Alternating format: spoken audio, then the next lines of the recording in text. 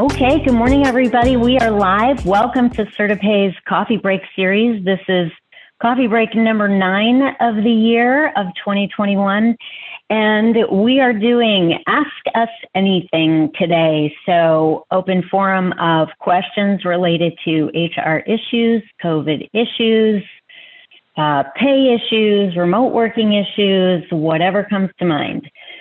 So prepare yourself for a lot of information and a lot of fun. I am your host, Rachel Camella, and I am here with our moderator, Cindy Merkel, and a lot of people from CertaPay's HR team.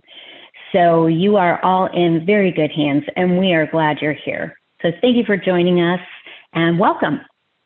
So we're going to start with we've been receiving quite a few questions, and that's one of the reasons we thought it made sense to do this. So I'm going to touch on a few things that have kind of been a lot of the questions we've been receiving, and then we'll address some emails that we received with questions, and then we will cover any remaining questions in the chat. So with regards to the Families First Coronavirus Response Act, or COVID pay, or paid leave under COVID, we've gotten some of these questions. Do I still have to pay employees? Well, the FFCRA at this point has been extended, but it's optional. So you can pay COVID pay if you want to, but you don't have to.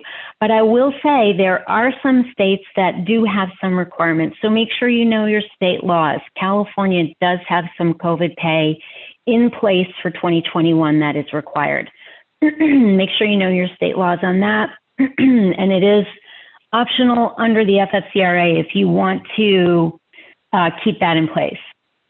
So what's covered under that is paid leave for COVID reasons. So you have full pay and partial pay. It's full pay if it's for the individual employee. So the employee is sick with COVID, is having symptoms of COVID, is told to quarantine, is going to get their own vaccine. If it's the individual, it's covered at full pay with that cap at $5.11. And under the FFCRA, the hours did reset April 1st. So they got a new bank of 80 hours. So again, if you choose to offer it, you can, and that bank reset to 80. So under the partial pay, it's 2/3 pay if the individual is caring for somebody who is sick, caring for somebody who is told to self-quarantine. Then your individual employee gets 2/3 pay, and that's in that 80-hour bank for sick pay. Now, the expansion to the family leave, the FMLA piece of the COVID pay, that one is 2/3 pay because you're primarily caring for somebody else. But under that FFCRA, or under the FMLA piece, it didn't reset. They only expanded the maximum number. So it went from 10 weeks of coverage to 12 weeks under that FMLA. So the child's school is closed or the daycare is not available. Under that one, there are 2 more weeks added to the total. It did not reset completely. And if you use the FFCRA paid leave, then you can write the dollar for dollar credit on your 941 and claim that credit against your payroll taxes due. Simple. So the employee retention credit is another place where we were getting quite a few questions. So how do I apply, or what do you have to do to apply? So you don't have to apply for this, but what you have to figure out is if you are a qualified employer. And if you are, then you just take the credit, but you have to show the documentation. So what you do is you determine first, am I a qualified employer? Meaning, do you have 500 or fewer employees? And do you have a reduction in gross receipts by 20%? So those are the main things. Or maybe you don't have the reduction in receipts, you have under the 500 or under employees, but maybe not the reduction in gross receipts, but you were ordered to close, or your business was partially suspended. So in any quarter where you were either partially suspended or 20% reduction in gross receipts, then you would be a qualified employer. And that's all you need to do. You need to be able to show that you're a qualified employer. And the next thing is the qualified wages. Qualified wages are any wages you pay to an individual up to $10,000. So that could be anything in that quarter for an individual employee. And then the credit is 70% of that amount. Now for 2021, the ERC credit resets every quarter. For 2020, it's one credit amount for the entire year. So it only happened one time in 2020 versus in 2021, you've got 4 quarters where you can take a look and see if you are a qualified employer, and then you look at the qualified wages. The credit comes again on your 941. It's a subtraction right off of the payroll taxes due. And so in a lot of people, they said if you got the PPP in 2020, then you could not get the ERC. And they changed that with one of the later bills. So you might take a look back at 2020 and see if you were a qualified employer in 2020. And so same thing, you want to look back at the under 500 employees. There's a threshold at 100 that should be considered. So under 100 employees, there's a determination where if you're over 100 employees, you only get the credit because you paid people who were not working. And then if you were under 100, you could get the credit if you were paying people who were actually providing services. So a little bit of a gray area there. You can ask us if you need more info. But then the other piece is the reduction in gross receipts of 50% or ordered to close. So the trick here is whenever you're claiming the credit for qualified wages, you cannot double dip. So if you did get the PPP loan last year, or you got the PPP loan this year, or even the second round PPP, you just can't claim the wages for both things. So think about that. The qualified wages are wages that you did not claim under any other program. So you carve out FFCRA dollars paid, you carve out loan dollars that you used, you carve out any other dollars, and the qualified wages are for only one purpose. And if you think you may have been a qualified employer in a previous quarter and you didn't claim it, that's okay. You can do the 941X or do an amendment on the quarter for which you think you may have qualified. Hey, Rach. Yeah. Is the 20% reduction comparing quarter 1 of 21 to quarter 1 of 20, or what quarters do you compare? Oh, good question, Tammy. That is, you're always comparing the ERC quarters to 2019.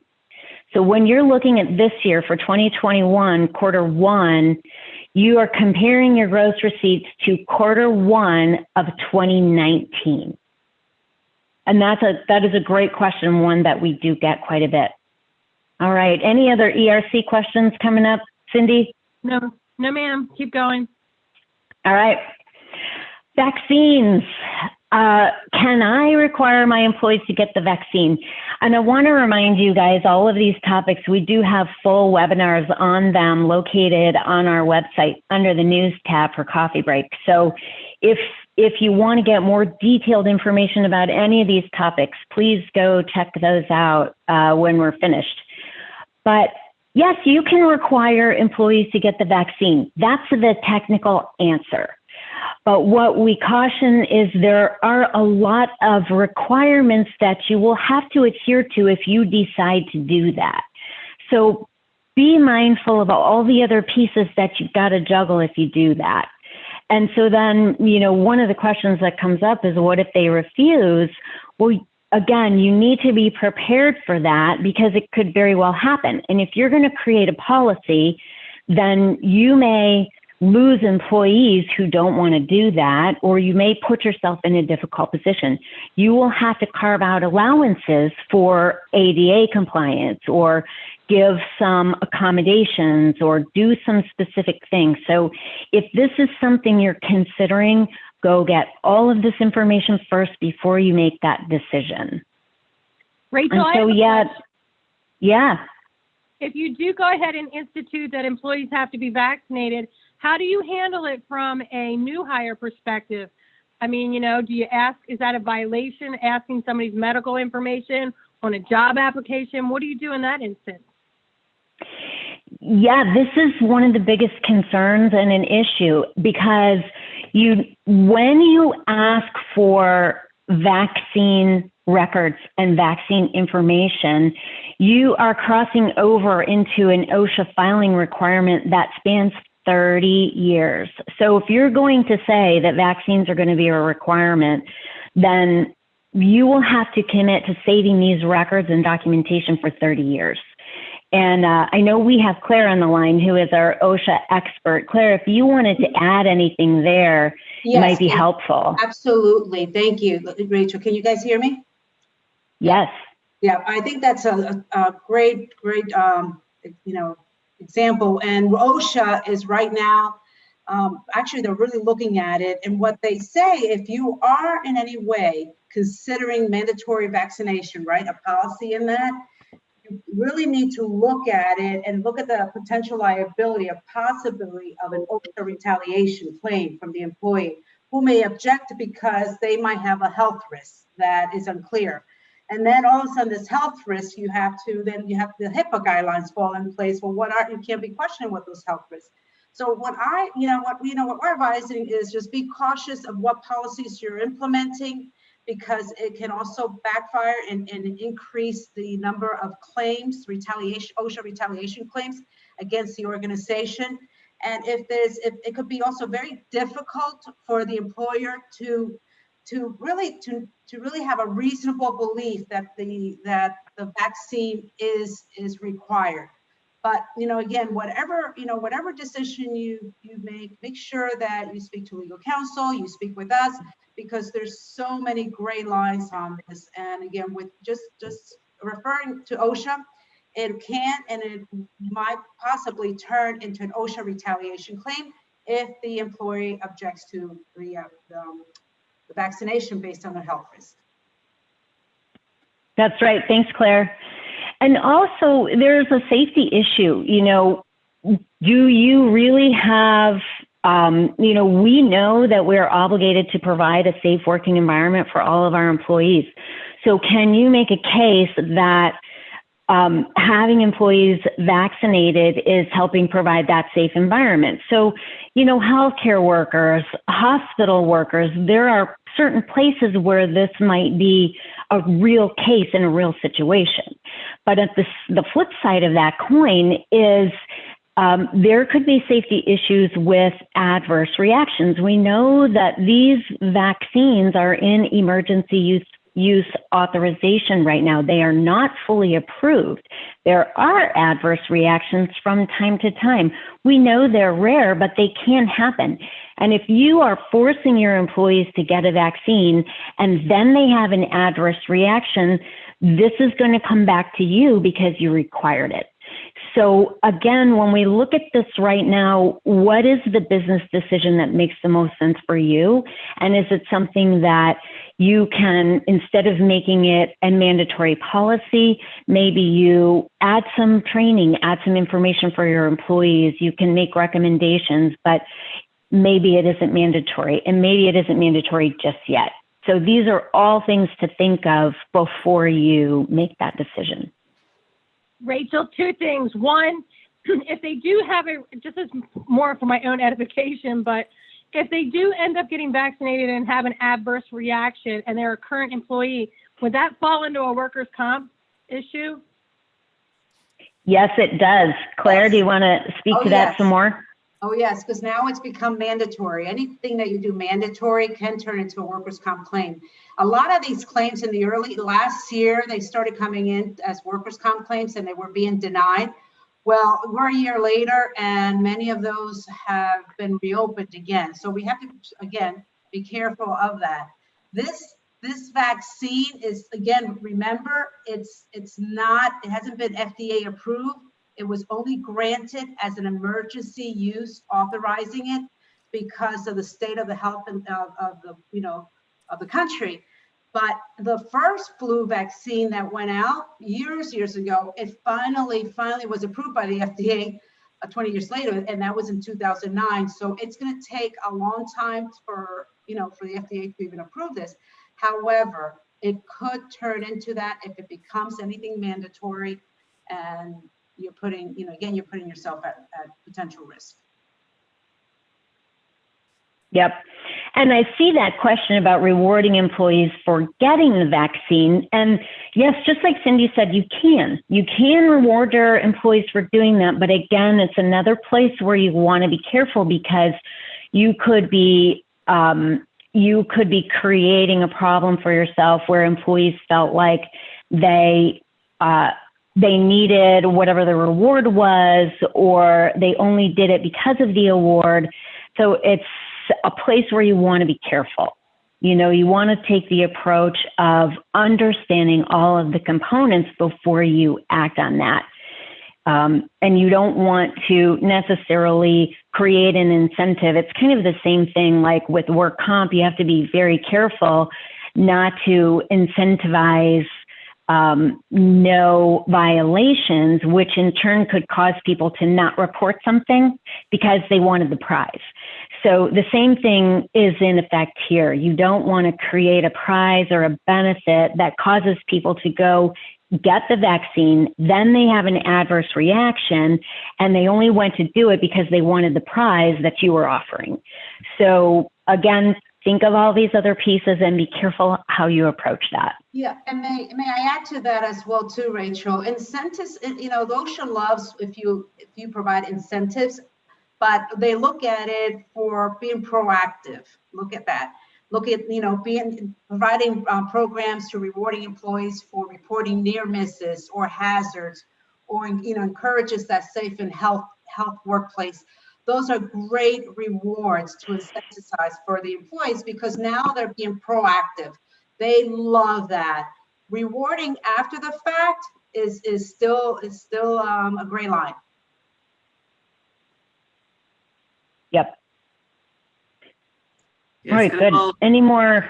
Yeah, I'll just add, this is Tammy, I'll just add one comment. And if we're going to reward employees, usually with like a gift card for any reason, not just COVID-19, but any gift card, remember that could be considered under the IRS as taxable earnings for imputed income.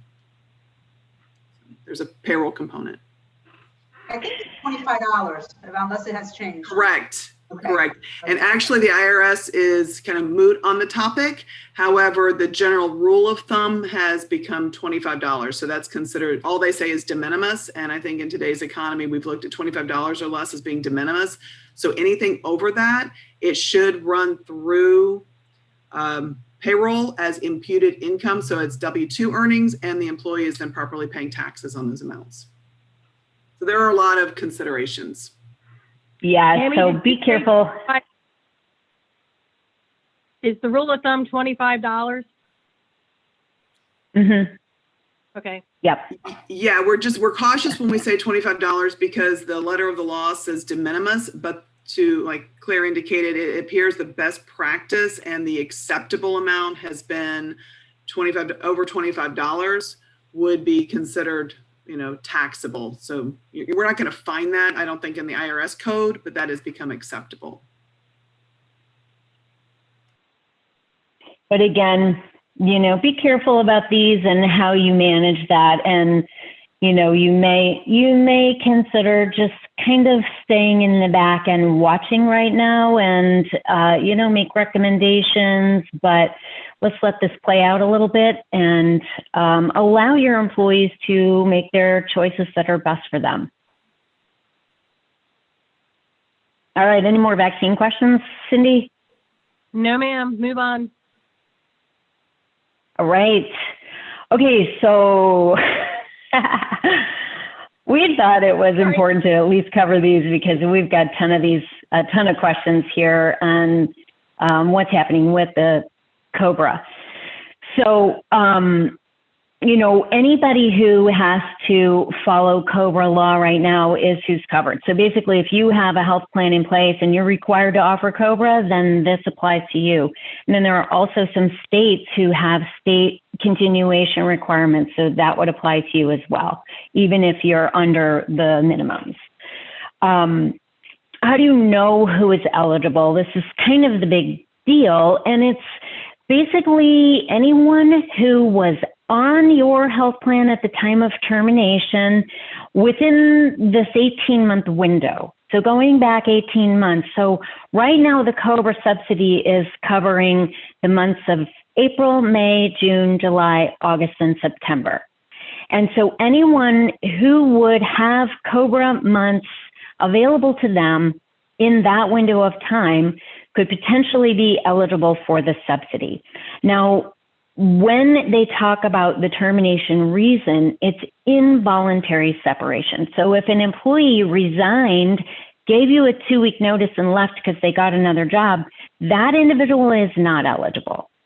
But if you terminated them because you didn't have work available, you were reducing your force, you just didn't like the person's work ethic or whatever it is, you're just terminating them, it's involuntary, they're most likely going to be eligible.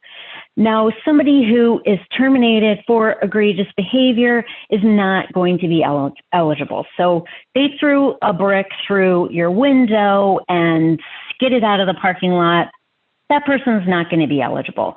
But for the most part, if you terminated somebody and they were on your health plan when they were terminated, they could be eligible for the COBRA subsidy. Rachel, I just want to jump in since I've been dealing with this. I need you all to understand involuntary, if you terminate someone for absenteeism or they were for just poor performance, you might consider that gross misconduct. However, under this particular plan, that is not gross misconduct.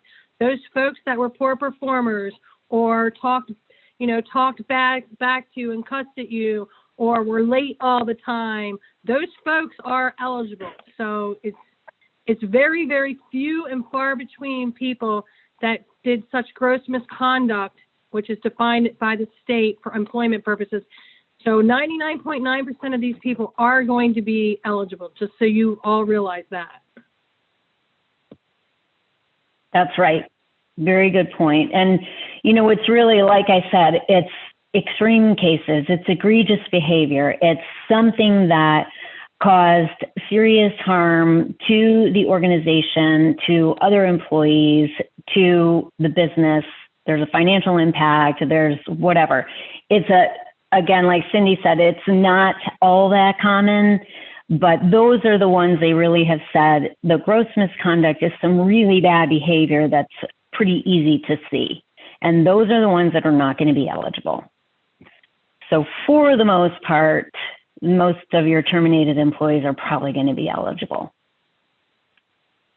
And so you want to take a look at that, and it's basically they need to get that notification letter.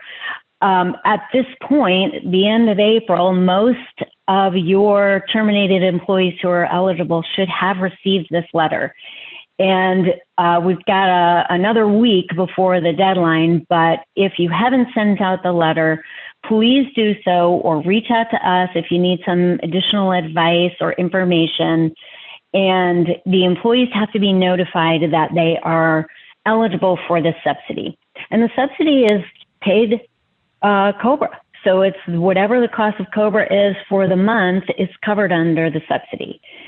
Yeah, and just to jump in real quick here, Rachel, sorry. What we're learning is whoever your COBRA whoever your COBRA administrator is will be the ones responsible for sending the letter, unless you happen to administer COBRA in-house already, meaning you do at the client site, at your employer site. But 99% of everybody probably uses a COBRA administrator.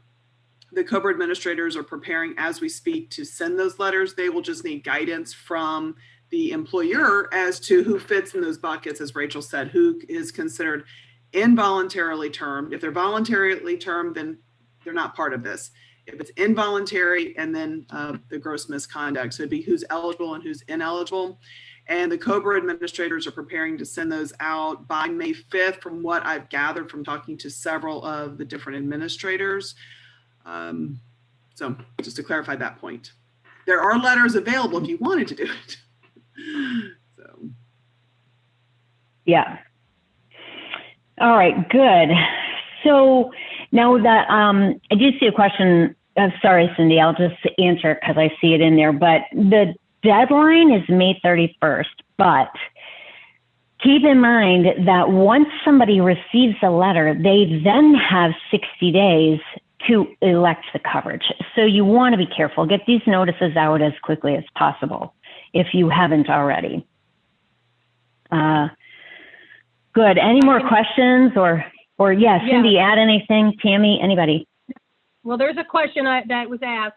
It says, how is the COBRA subsidy tracked through CertaPay for termed employees?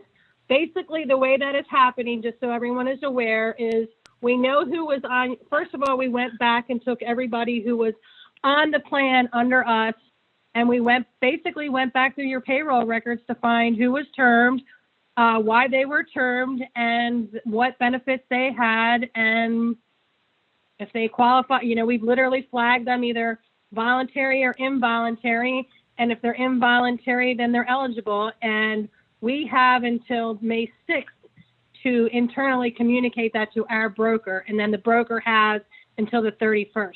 So technically, our deadline is the 6th.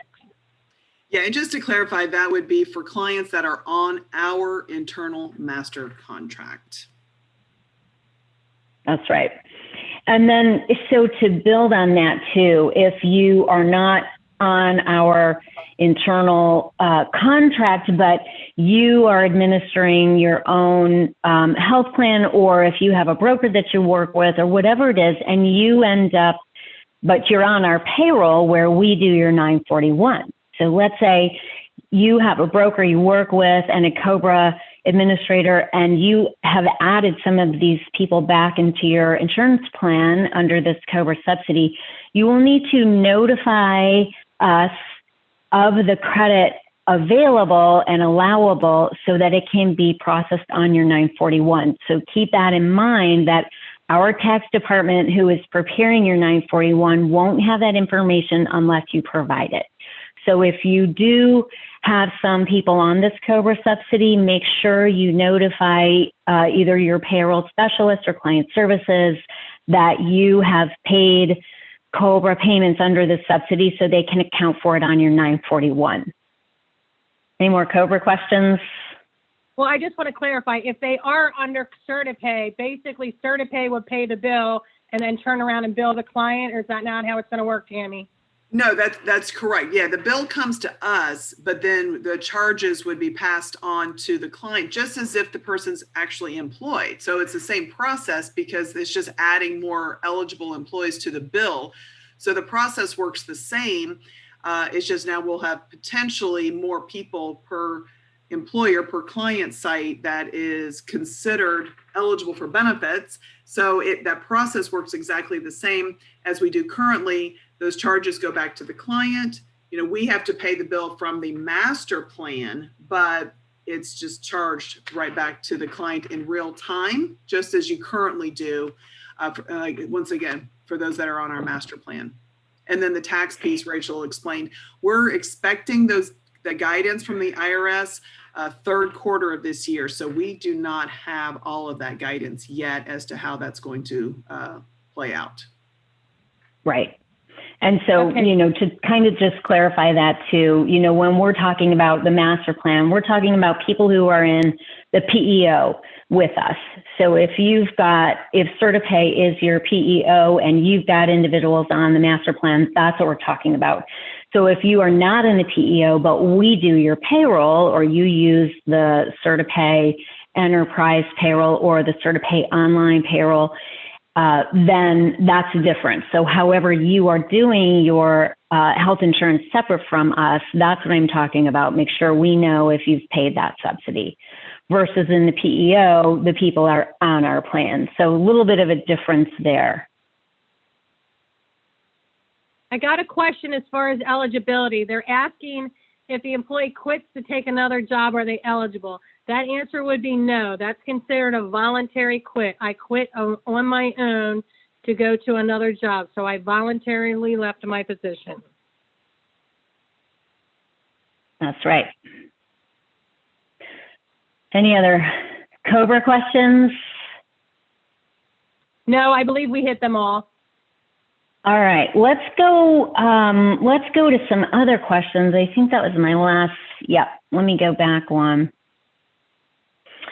So let's see, I got some emails with some questions. What is the status of unemployment with regards to COVID and reductions in force? So unemployment, the unemployment extensions in weeks are really all over the place. So it really depends on the state you're in. So take a close look at your state and what the extensions are. You know, you've got the original 11 weeks, and then it got extended to 26 weeks, and then they added 13 more onto that, and then they capped it at 50, or every state's different. So it is a little bit crazy out there, but yes, if there's a reduction in force, if you did layoffs and you eliminated people because you didn't have work for them, those individuals will be eligible. However, we are now approaching where the caps would be. So depending on the number of weeks of unemployment available for people, a lot of people will have burned through the maximums at this point. We know that by the end of September, almost every state will have exceeded their number of weeks, but that depends on when somebody started at the unemployment, with an unemployment claim. So we are still in extensions right now. There are varying numbers by state, so please check with your state on that. I know that answer was all over the place, but I think maybe I got it. Good. Here's another one. When working remote, can an organization choose which roles can work remote? So yes, great question, and you can. What you want to be careful of is choosing the individuals who are allowed to work remote. So if you have an entire department that is working remote, or if you have by job description, this particular job description can be a remote position, then that's the best way to do it. So tie the remote to the work, not to the individual. And then another question along the remote lines, when working remote, can an organization exclude employees with documented corrective action? So same kind of lines, if you've got a job description that has remote work as a possibility, and then certain things have to happen according to that job description, and you're having trouble with an individual who is not following the job description, then yes, you can take corrective action to help with that situation. Or if the individual working remotely is not able to satisfy the qualifications in the job description, then that could be a disciplinary discussion, or up to and including termination. So yes, you can take that into account. But again, same thing. You want to think of being consistent and being fair, and tie the remote work to a department or a job description instead of to individuals. How does that sound? What else do you have, Cindy? The one I have is, what are the repercussions of an employee who has moved to another position and no longer an admin position, but they're still able to see punches and monitor them? If their job function is no longer to monitor time cards and things, then they need to no longer have access to any of that information. Yeah, I guess, if I'm understanding the question, that's what it sounds like, where somebody who may have been Looks like they were an admin who was accountable for the time cards and punches, so on and so forth. They're no longer in that role, but they still have access to that information. So my answer Right. is that needs to. Right. You know, maybe take a look at the permissions that the individual has from an IT standpoint, and then kind of clean up what that individual can have access to or view.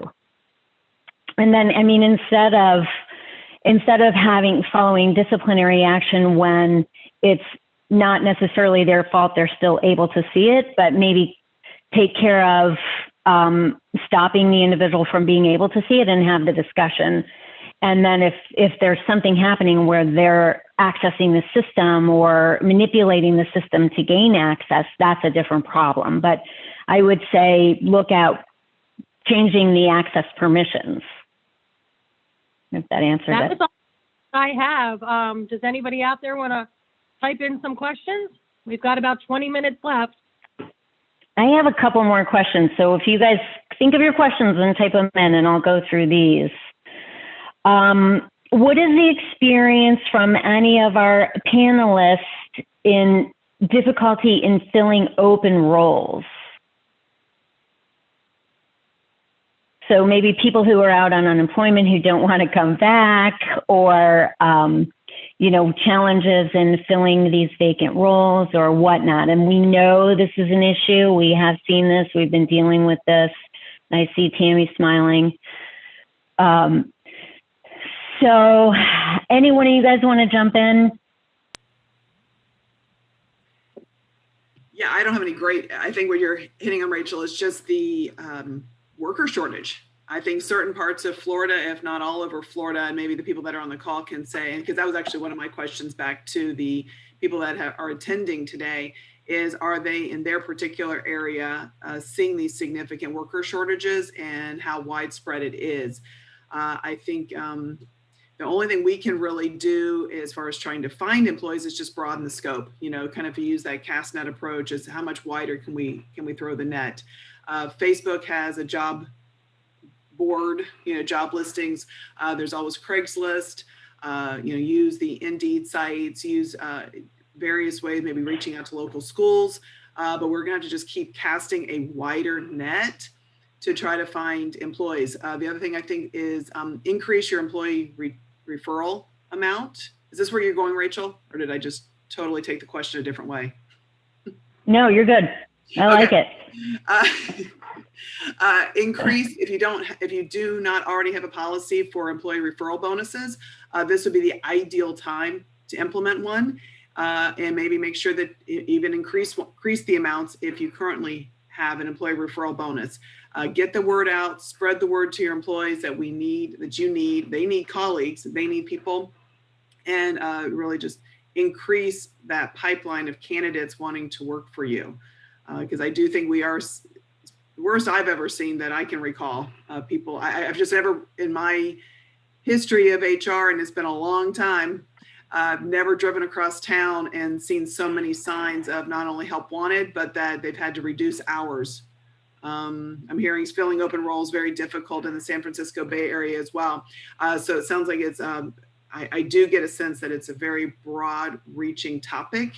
And we're going to have to be very, very creative to recruit. And it could be, you know, what else, you know, one thing I always like doing is taking your current employees and just having a meeting with them, having a focus meeting. Why are they here? What drew them to work for you? Why do they stay? What do they recommend to get more people through the doors? And just start asking around to find out what it is that's, you know, drawing them to you, and then really explore that further so that you can get more people to come through the doors. So I did survive the great, you know, RN nursing shortage of the 90s. So that's, we just had to keep, you know, casting a broader net. Of course, the salaries kept going up. I know that's not a good answer, but just, you know, from experience, and we had to be more creative in recruiting. We had to make sure our salaries were competitive. We had to offer unique benefits. We had to be, you know, but how we got to that is talking to the nurses, you know, really finding out. So I think this is the same idea, but a little bit bigger scope. So, Tammy, I'm going to add a little bit to that. Please do. You know, all the counties in Florida have a career source. It used to be Workforce Alliance. I used to be on the board of Workforce Alliance with Palm Beach County. That's a governor appointed position in 2 terms. And when I went to Washington, there's a lot of, we lobby for money.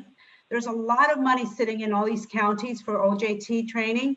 There's also a lot of money sitting for taxes, because anyone that's gone into the unemployment, if they've been unemployed for more than 6 months, that workers, that WOTC and that workers training opportunities is a helpful, and you can have some tax credits right there up to $2,500. But check with your county career source. That's what it's called now, and partner up with them. They will do all the recruiting for free. They will send you the resumes, and that also gives you an opportunity to get some tax credits on that site too, using that source. And something I've done in the past that's worked out very well, if you need a particular type of educated individual, if you go to your local colleges, they have the resource center, their guidance counselors and things. They also will give you college credit for working and things of that nature. So somebody could come to work for you and it could be applied towards their college credit. So it's a win-win. Correct.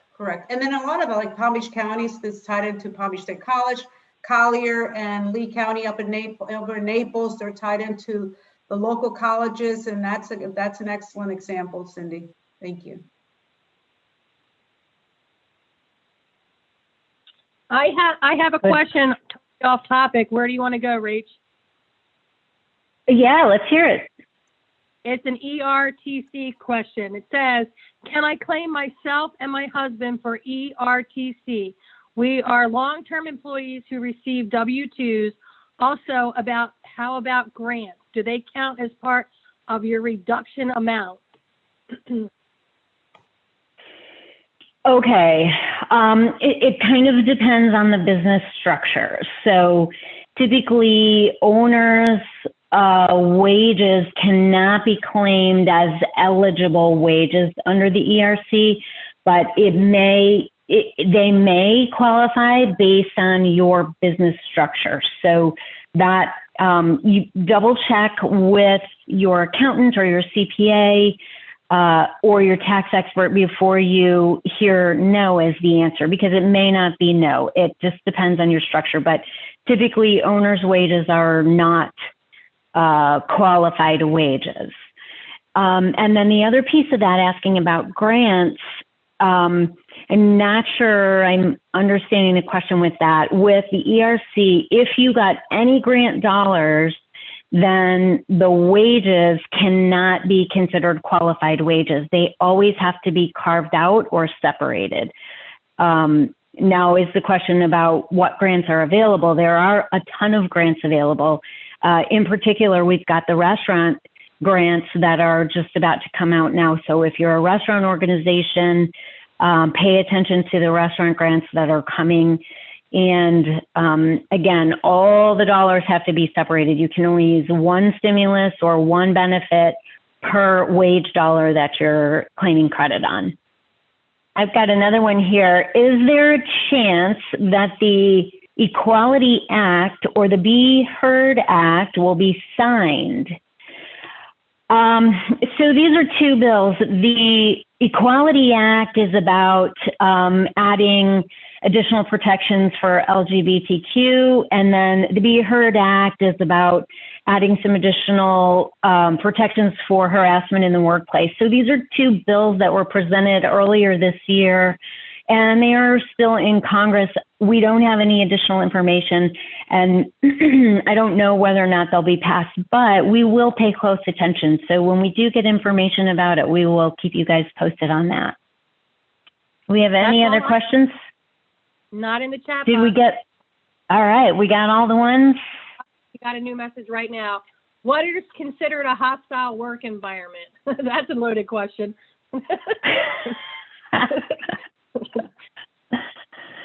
Well, you know how it is when we're talking about harassment. It's really perception. So it depends if an individual feels that the environment is hostile, then potentially it is. Doesn't mean it is. It means the potential is there. So when you've got a complaint or an issue, the best thing to do is really some investigating and take a close look at what's being said and who's involved, and see if you can eliminate any of these issues ahead of time before there's any kind of a complaint. But actually defining a hostile work environment is tough to do because there are so many variables there. And what I would say is do the best you can to create a safe working environment where everybody feels comfortable. There was an added to that question. Apparently, a 6-foot male was shaking their finger in a shorter 5+ female's face. So I think they want to know if that constitutes hostile work environment. Well, the other thing the Department of Labor speaks to with harassment and issues of this sort are, it has to be severe in nature and it has to be repetitive. So are we talking about one time one guy got mad and raised his voice and pointed his finger and the person felt like it was more than she could handle? Or are we talking about an individual who has a larger presence and raises his voice on a regular basis and is threatening other people? So if it's repeated and it's happening multiple times, then what you might consider is, first of all, communication is very important. You want to add some training. You want to add some harassment awareness and sensitivity, and add these components so that you have the conversation and communicate with people. And maybe the individual needs some training specific to communication and how to relay messages. So I would take a look at the individual situation and then see if communication and adding training solves the problem. And then you don't want it to go beyond to a hostile situation. You want to nip that in the bud and add the training immediately, have the conversations immediately, and get people trained and informed on how to behave. There's more to the story. It was at least 3 times with 3 different females. Now, with that extra information, my question back to you is, what's been done this far? Has anyone spoken to this person? I was just going to ask, since they were moved to a different position and a different location, was there any sort of disciplinary or discussion about the behavior before moving them? You don't want to just move a problem. You want to correct the problem. Right. Well, and the other thing is, you don't want to negatively impact any of the stakeholders. So you want to have the conversation with everyone involved. You want to you want to add some training, add some harassment awareness training, add some communication training, and have the conversation so that the behavior is acceptable across the board. And so you don't want, even though the individual involved may be the one who's creating the issue, you don't want to necessarily negatively impact that individual either. You want to be careful to be fair across the board and add that training. And so if you've got somebody, you added the training, everyone acknowledges the training, acknowledges the harassment awareness policy, acknowledges the code of conduct, all of these pieces, and you're still having an issue, now you do have a disciplinary situation. So I think definitely add the training and add those conversations, and that will be the best protection. And maybe this conversation could be taken offline, excuse me, and we could help you more directly for this particular situation. And also, I am signing off and handing my hat over to Tammy. Have a great day, everybody. Bye, Cindy. Thank you. Well, very good. Do we have any other questions? Let me see. I don't think so. I think we got through all the ones in the chat. I went through all the ones in the emails. Okay. And so we'll give it, let's see, minute or so. If anybody, I think there is a question coming in. Are there any events for HR coming up that are not online? I don't know of any just yet. We are going to continue our coffee breaks and we're going to keep our coffee breaks going with some good topics. And if you guys have a particular topic you would love to see covered in the coffee break, please let us know. We would be happy to do that and provide you some good information. And always, we're going to keep you up to date on any Congress activity and bills that are signed. And we will make sure that you guys have all the info as we go through. Okay, Is there a new question? Yes, we do have a couple questions that are coming in. So I'm going to have everybody give it maybe add questions for 1 more minute so we can try to close out here in a couple more by around 12:30. So we have, we voluntarily are providing the extended FFCRA sick pay. As you're aware, they can use this to get the vaccine. And the question is she seeing, are we seeing any abuse from employees suddenly wanting to get the immunization during work hours and then the post-immunization side effects? Do you want me to take that one, Rachel, or do you want to take it? Yeah, go ahead. I mean, I can add, I have not seen any abuse of it. I haven't, I haven't seen anything like that. It's been minimal. And, I think it's been nice that people have it as an option. Yeah. So what we've been advising for clients is so keep in mind, this would only come into play if you are required, if you're not required, but if you're complying with the extension under the FFCRA. So for the sake of this answer, we're going to say that this employer has decided that they fall under the less than 500, and they've decided that yes, we're going to continue to extend the FFCRA. So that is the vein of the answer for this particular question. I think the best bet is when you share the information with employees that they can now get time off for vaccination, and or if they have any ill side effects from getting the vaccination, employ upon them the importance of still following the attendance policy and requesting time off, because you're scheduling time off to get the vaccine. We want to open the conversation and be just honest that they need to request the time off from their supervisor, that yes, once approved, it is considered paid time off, but we can't have all employees going out at the same time. Not to mention, then they're on the exact same schedule.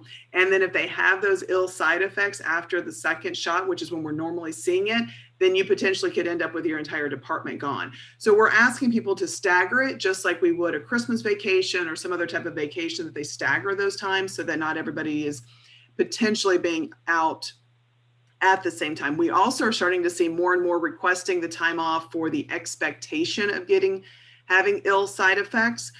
So what we've been doing is saying that absolutely that time off will be approved, but we're requesting that they sit back and wait to make sure that they are going to see those ill side effects, and that we're not pre-approving sick time off. Yes, perfect. We've got another question. Okay, this is a great question. So Rachel, this will be back to you. I'm brand new to HR. I work in accounting. Where do we suggest that she starts to get some additional education on this wonderful field of HR that she stepped into? And we love to have you aboard. Thank you. It's a great profession. I know. Thanks for joining HR. We have so much fun. I mean, Tammy, you could take that too. There are so many great places.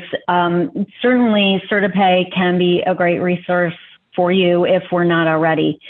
So if you need some extra help, let us know, because we partner with a lot of people who don't have expertise in HR, but need the backing and support of HR to help them learn, or to help them just kind of reinforce decisions or run scenarios past. So either reach out to us, or there are so many places online. SHRM, the Society for Human Resource Management, is an excellent resource. You can join there for an annual membership for not a lot of money, and they have lots of documents and policies and procedures and guidance and webinars. And there are a lot of other places like that. But those are, right off the bat, that's what comes to mind. What do you have, Tammy? Yeah, absolutely. So I was going to say SHRM for sure. There's the HR generalist program. It is a bit pricey, so that's something to consider. The other thing is just really start to get a handle on whatever state you're in. So we'll say you're in Florida, or somebody just posted a comment about California. Look at the state where most of your employees are, and then just start collecting data on state laws and how that applies. And there's so much available just by Google.